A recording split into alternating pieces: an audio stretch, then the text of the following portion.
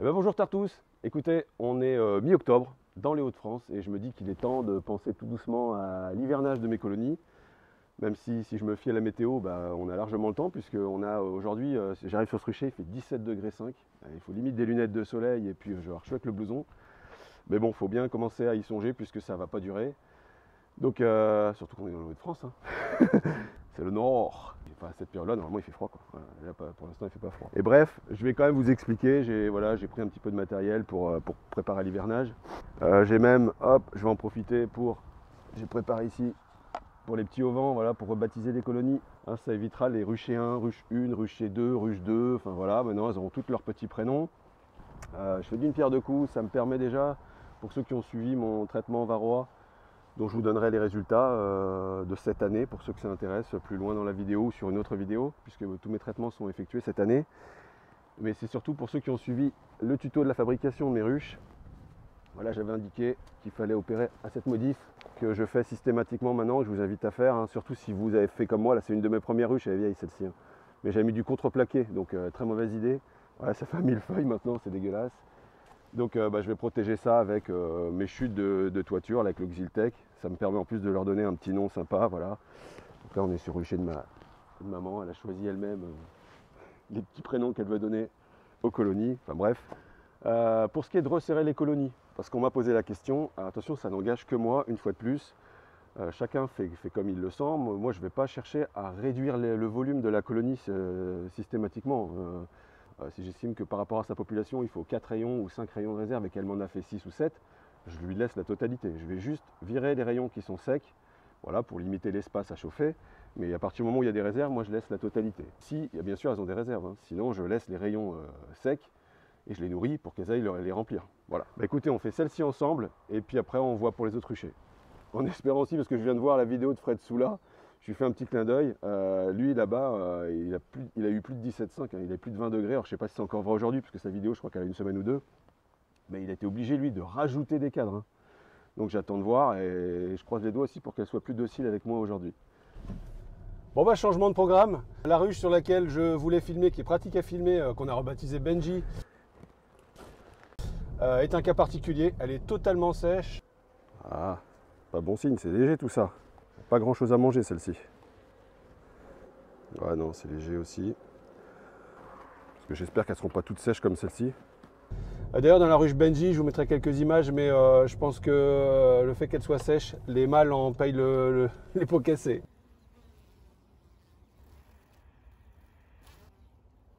Donc j'ai laissé les rayons vides et il faut que je nourrisse. Demain je file chez Vincent et Céline me refournir en sirop. Écoutez, je file au rucher du bois, on sera plus calme là-bas et on poursuit.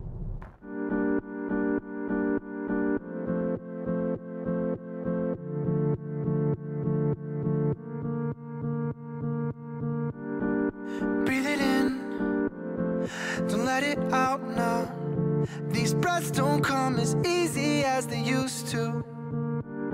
Remember you, never let that go. Please tell me if you're still behind those eyes.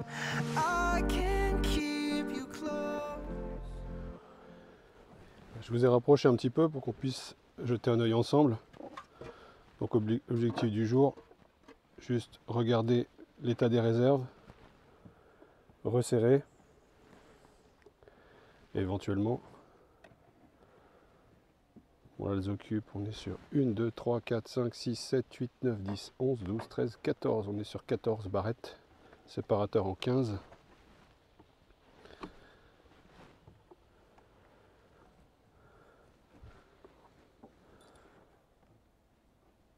Bon, il y a des réserves, c'est lourd, je vais vous montrer, hop.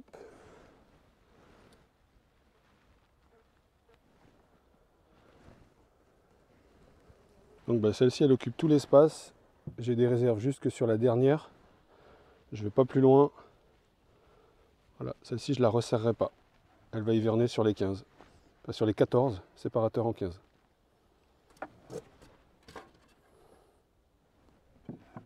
Donc pour l'hivernage, les coussins au-dessus des lattes, et puis les protections au niveau des vitres, les coussins bien rien de compliqué.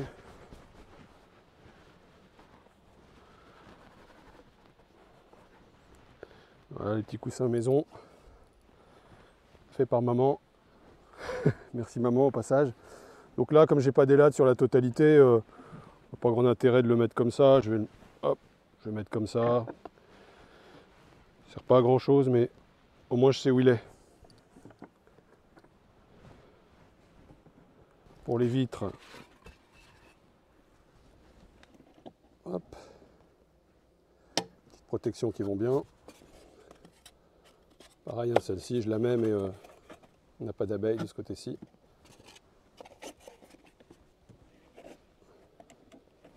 Donc bien évidemment, j'avais remis le réducteur d'entrée. Hein. Et puis donc pour ce qui est de la glissière, voilà, les glissières, je sais pas si je crois que je vous en avais déjà parlé. Ce que je fais en dessous, voilà, c'est un cadre avec un voile d'hivernage. Alors j'en mets 2-3 épaisseurs en fonction de la qualité du voile que je viens glisser dessous de la ruche. Mais là il est un peu trop tôt, on a encore des températures relativement douces. Je viendrai mettre ça quand on avoisinera les 0 degrés. Alors pour la seconde, donc la première, Mulder. Ouais, c'est vrai, je vous avais dit hein, que j'allais leur donner un petit nom.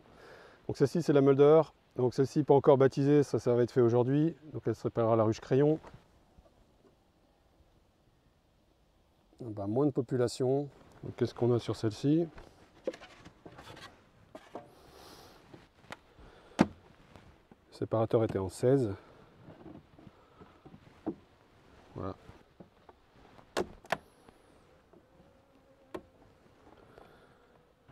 Ça c'est tout sec. Également.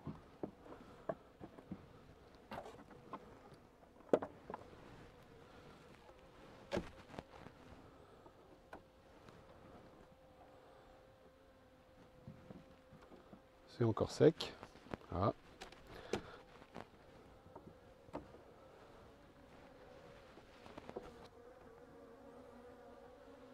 Là on a du nectar sur le haut. On voit que ça brille bien. Des deux côtés. Voilà, donc ça rentre encore, hein, c'est le lierre. Voilà, et celle-ci est vide. Donc pour l'instant je la laisse là, je ne les secoue pas, mais je vais balayer les abeilles après à l'intérieur.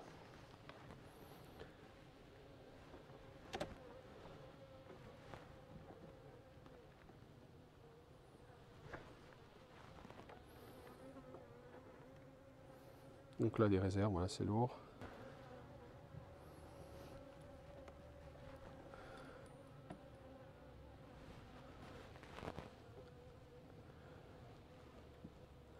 Celle-ci, je vais juste m'assurer qu'elles aient suffisamment de réserve. Donc là, réserve également, c'est bien plein, c'est assez lourd.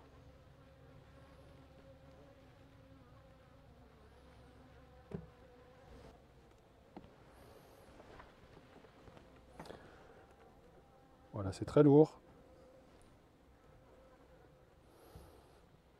Donc la réserve pollen, donc je suppose qu'on commence à s'approcher du couvain.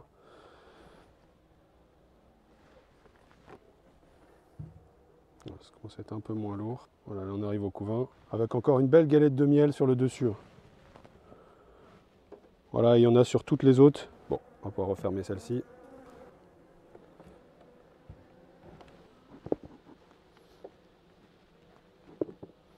Bon, je vous ai déjà montré hein, cette technique, hein, pour éviter de... quand elles sont énervées. Pour éviter d'écraser celle qui remonte, la petite baguette, la petite cale. Voilà, et ça je vais enlever, ça c'est tout sec.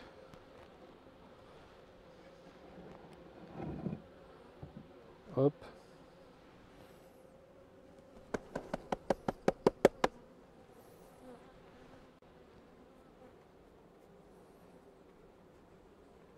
Donc on aura enlevé sur celle-ci 3 rayons très beaux, bien droits. Voilà, on va placer après le séparateur. Hop.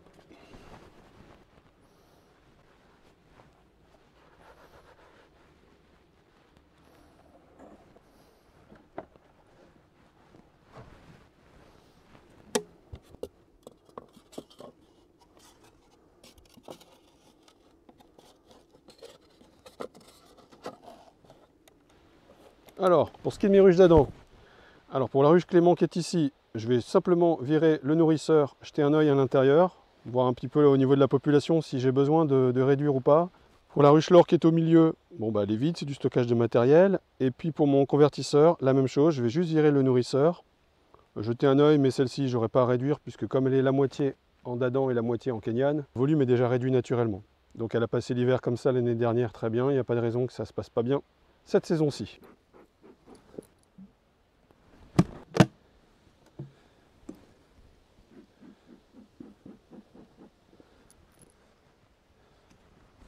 Comme je le pressentais, elle est bien populeuse. C'est merveilleux. Ouais, c'est plein de réserves là. Sur l'extérieur aussi, voilà. Bon, je sors rien. C'était pas le but de la manœuvre. Voilà, je mets juste un couvre-cadre avec la possibilité de nourrir. Pour les isolants, les petits coussins, maman, j'attends. Et quand tu veux. Il me faut du 45,5 par 38. Voilà, sur celle-ci, très rapide. Donc j'aurais plus qu'à venir y placer le petit isolant, sachant qu'elle a eu sa porte d'entrée déjà, son réducteur d'entrée.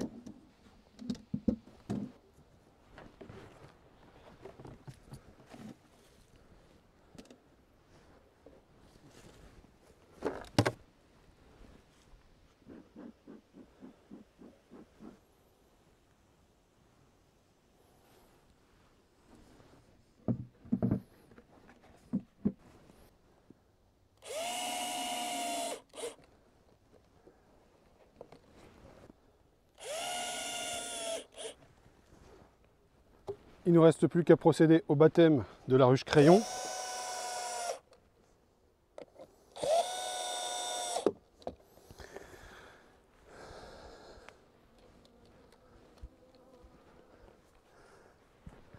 Je suis complètement fou.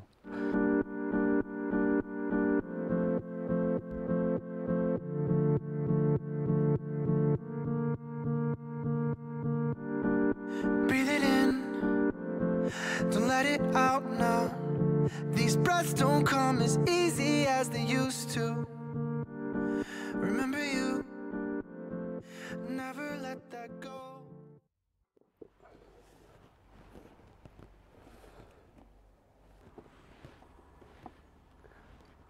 Bon, la petite ruche de transport, ça va être rapide la visite.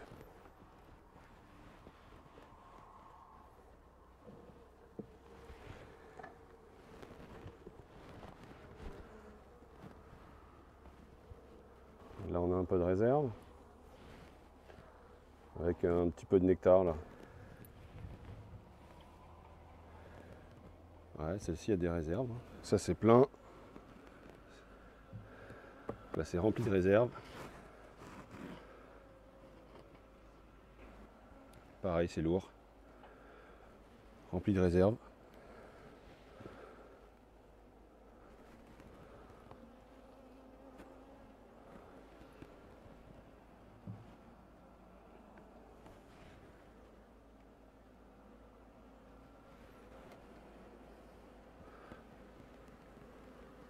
Voilà, et là on arrive au couvain. Donc celle-ci, rien à dire. Je vous montrerai plutôt sur la vidéo sur une plus grosse ruche. Là, c'est pas très pratique. Celle-ci, normalement, j'hiverne pas là-dedans. C'est ma ruche de transport. Là, je vais tout leur laisser. Vous voyez, donc je ne cherche pas à réduire l'espace. Pour moi, elles ont juste ce qu'il faut. Alors, on arrive sur la ruche en bois de palette. Et voilà.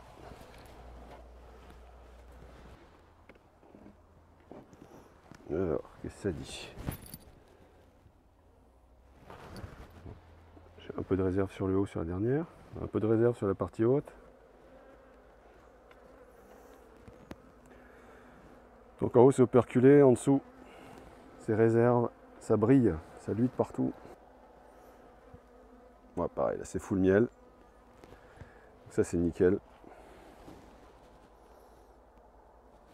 Ouais.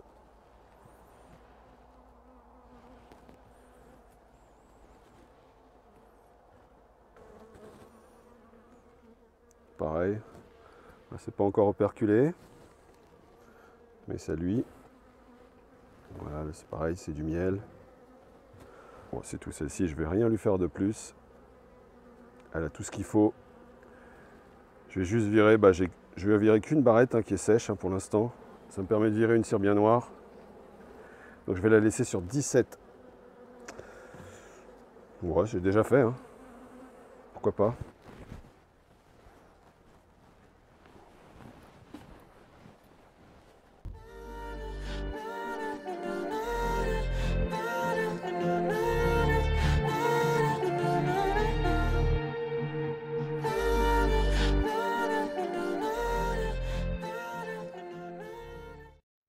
Retour sur le rucher à la maison.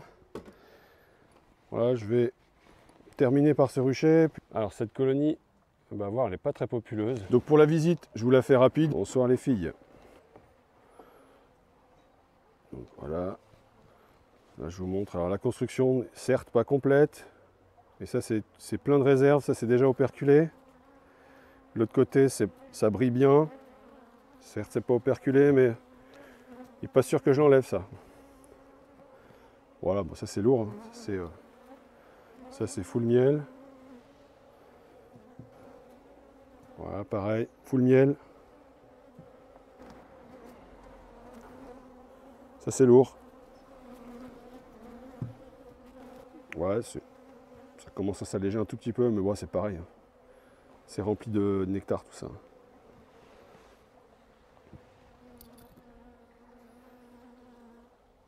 C'est tout, j'arrête là la visite. Sachant que la visite de contrôle, elle a déjà été faite.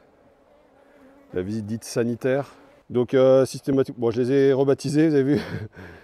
Elles ont leur réducteur d'entrée, donc séparateur en 21, et j'ai de la population jusqu'à environ 15.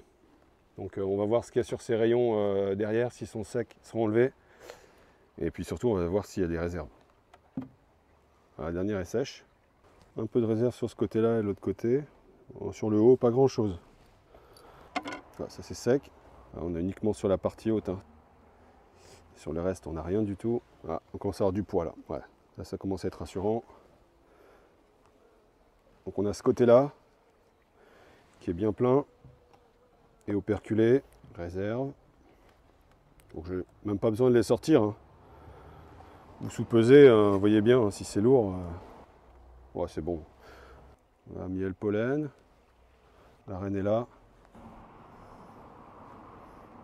Donc une raide bleue de l'année dernière. Pour moi tout va bien. Elle a suffisamment de réserve maintenant. Je vais arrêter de nourrir. Voilà, donc au final, là, je vous montre, moi, quand j'enlève, c'est ça. C'est vide ou presque.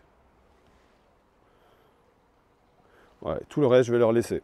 Alors ouais, effectivement, elles vont hiverner du coup sur, j'avais dit c'était sur 20, bah sur 18. Bon, j'ai déjà fait sur 17, c'est passé. Ouais. Je m'inquiète pas avec ça. Un isolant comme ça qui vient après le séparateur. Une sur chaque vitre. Hop. Donc là, on voit que c'est vide. Là, on est sur la moitié.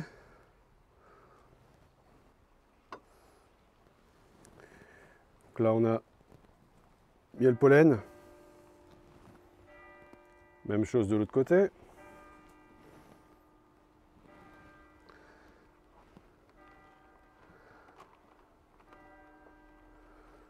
On a du miel sur la moitié. Voilà, c'est full nectar. Là, on arrive sur le couvain. Donc au niveau des réserves, s'il n'y a que ça, c'est un peu court. Couvain, un peu de nectar. Bon, celle-ci, il faudra nourrir. Donc je laisse en place et je vais leur repasser un peu de sirop. De toute façon, ils annoncent encore des belles températures pendant au moins une semaine à 15 jours. Donc c'est l'occasion. Celle-ci, je vais leur laisser pour qu'ils puissent me le remplir. Je vais nourrir. Elles viendront stocker dedans.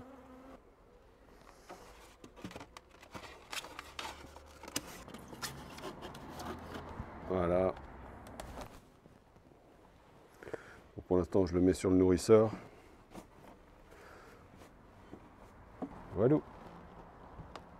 On va jeter un œil ensemble sur la petite colonie Chanel. Donc là, on a le séparateur qui est avant la fin de la vitre. Mais on a de la population sur les 2/3, donc il n'est pas très populeux celle-ci pour l'hivernage. Alors ça, c'est quasiment sec. Sur la prochaine, je vois déjà un peu de réserve. Il n'y a pas grand-chose.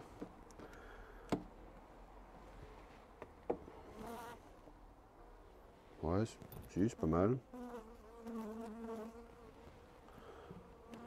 On va voir la suite, mais ça c'est quelque chose que je pourrais laisser. Donc là, des réserves. Pour l'instant, on est plutôt bien sur celle-ci. C'est une reine de l'année dernière. Ouais, nickel. Voilà, c'est full. Hein. Voilà, c'est nickel ça. Ça passe l'hiver sans souci. Hein. Encore du miel. Je peux déjà virer le nourrisseur. Je sais que je ne la nourrirai pas. Donc quoi, deux colonies voilà, dans un même rucher sont totalement différentes. Hein. En termes de capacité à stocker, lutte varroa, il y en a que j'ai traité, il y en a que j'ai pas traité. Il y en a que j'ai nourri, d'autres que j'ai pas nourri. Donc il n'y a que ce rayon là que je vais pas leur remettre.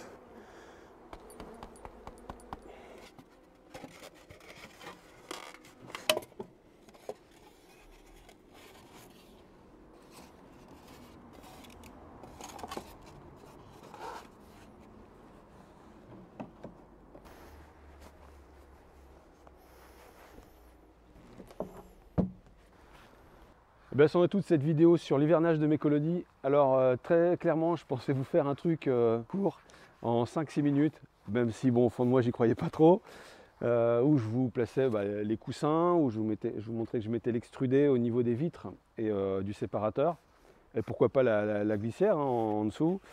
Et puis j'ai trouvé intéressant de vous mettre les vidéos des courtes visites que je fais avant de procéder à cet hivernage, parce que cette année, on a vraiment quelque chose de très disparate entre les ruchers et parfois même souvent entre deux colonies d'un même rucher espacées à 1 mètre.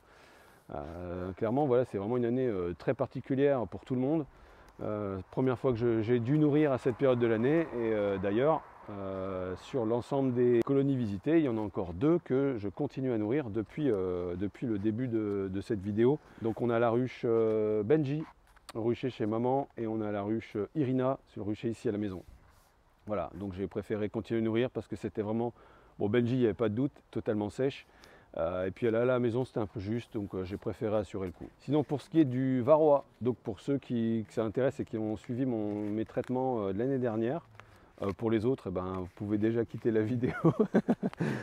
Alors j'ai traîné un peu, j'avoue, parce que je pensais pouvoir vous faire un comptage là après traitement pour que ce soit plus parlant, et puis j'ai pas pris le temps de le faire, et là bon, il est temps que je publie cette vidéo. On dirait un prof qui rend les résultats du contrôle. Donc pour rappel, il y avait rucher 1, ruche 1 et 2, rucher 2, ruche 1 et 2, ils ont été renommés donc pour le rucher 1 qui est le rucher chez maman, donc ruche 1 Benji, donc c'était celle qui était très infestée, où j'avais eu 133 chutes journalières avant traitement l'automne dernier. Cette année, nada, donc pas de traitement. Sur la ruche 2, donc maintenant Rookie, qui était la ruche palette, où on avait eu 34 chutes journalières avant traitement saison dernière.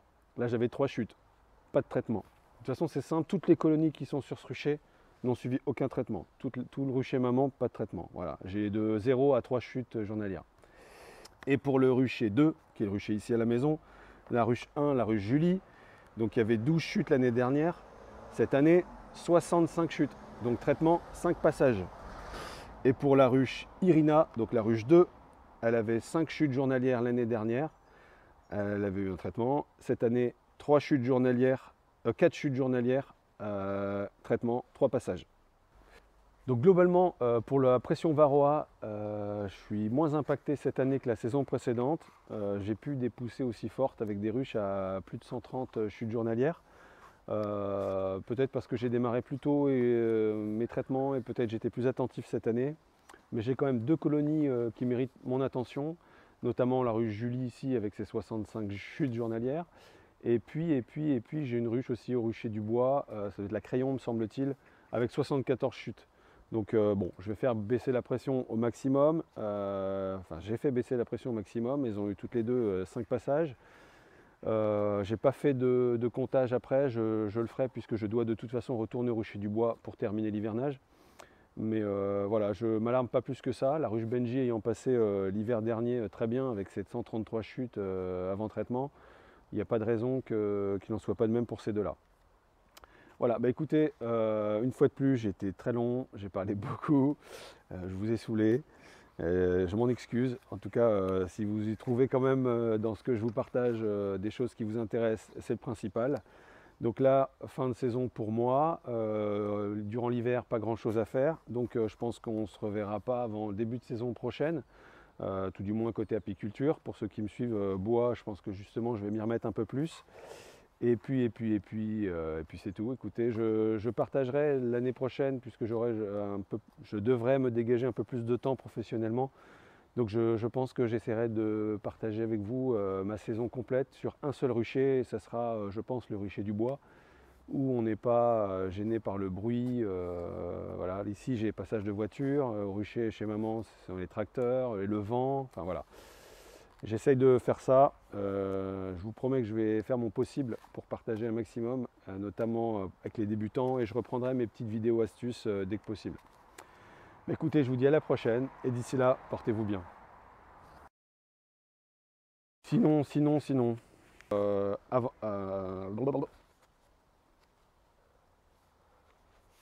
Qu'est-ce que j'avais encore à vous dire? On a vu la ruche.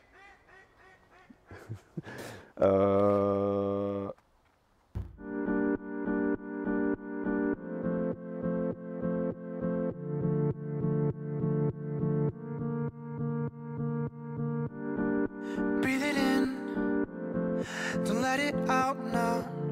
These breaths don't come as easy as they used to. Remember you, never let that go. Please tell me if you're still behind those eyes.